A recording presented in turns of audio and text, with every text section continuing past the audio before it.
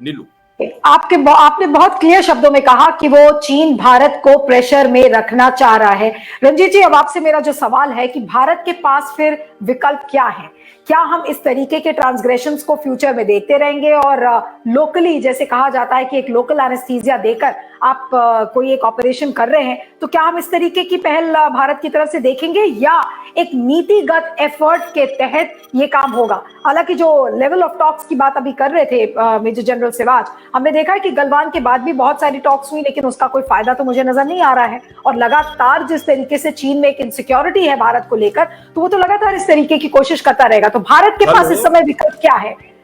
सने मैं देखिए, जो लाइन ऑफ एक्चुअल कंट्रोल है उसकी यथास्थिति को लेकर के चीन हमेशा भ्रम में रहना चाहता है, भ्रम की स्थिति बनाए रखना चाहता है, ताकि वो भारतीय इलाके में धीरे धीरे करके घुसता जाए।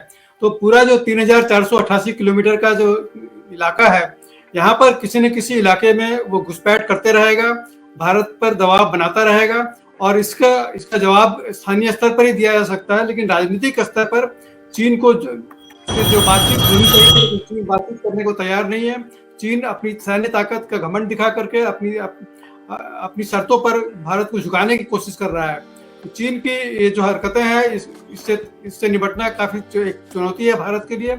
भारत के लिए बड़ी चुनौती है, और चीन की इन हरकतों का स्थानीय स्तर पर जवाब देते रहने के अलावा अंतर्राष्ट्रीय स्तर पर भी भारत को की कोशिश होनी चाहिए कि राजनयिक स्तर पर चीन को नीचा दिखाने की कोशिश की जाए, चीन को दबाने की कोशिश की जाए।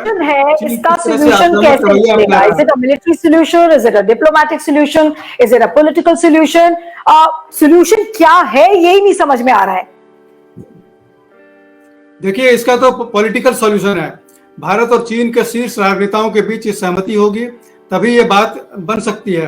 देखिए, 1993 में जब विश्वास निर्माण का समझौता हुआ था भारत और चीन के बीच, तब से करीब 20 साल तक ये समझौता जमीन पर लागू रहा। चियांग चैमिन और हु चिंताओ के शासनकाल में ये दोनों समझौते लागू रहे। लेकिन शी जिनपिंग जब से 2013 में चीन के राष्ट्रपति बने हैं, उनका भारत के खिलाफ रवैया काफी आक्रामक देखा गया है। शी जिनपिंग के सत्ता संभालने के बाद ही 5 बार चीनी सेना ने भारतीय इलाकों में घुसपैठ की है, भारतीय इलाकों पर कब्जा किया है, और जिसे भारतीय सेना ने पीछे धकेलने में कामयाबी पाई है। लेकिन जो देप्सांग का इलाका है, अभी भी चीन वहां बैठा हुआ है। भारत के लिए एक बड़ी चुनौती है कि कैसे चीन की सेना को पीछे जाने को मजबूर किया जाए।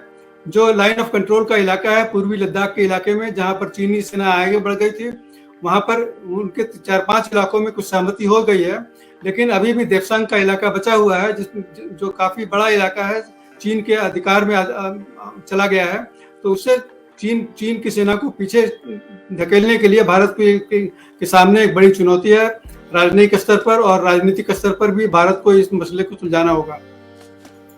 जी, तो चलिए अब देखते हैं कि ये सॉल्यूशन कैसे निकलता है। लेकिन हाँ, पहले हमने देखा था डोकलाम, फिर गलवान, और अब ये तवांग सेक्टर में जिस तरीके के स्कर्मिशेस नजर आ रहे हैं भारत और चीन की सेना के बीच में, ये वाकई में एक चिंता का विषय है। लेकिन अब मोदी सरकार इससे कैसे निपटेगी? अभी तो फिलहाल ये कहा गया है कि देखिए, हमने चीनी सेना के जो सैनिक थे उनकी हड्डियां तोड़ दी हैं भारत की सेना ने, इस तरीके के बयान हमारे सामने आए हैं। लेकिन नीतिगत फैसले के तहत लॉन्ग टर्म सॉल्यूशन इस प्रॉब्लम का कैसे निकलेगा? लाइन ऑफ एक्चुअल कंट्रोल पे जितने भी ट्रांसग्रेशंस होते हैं, इसको कैसे रिजॉल्व करेगी मोदी सरकार? अभी इसको लेकर कोई ठोस जवाब हमारे सामने नहीं है।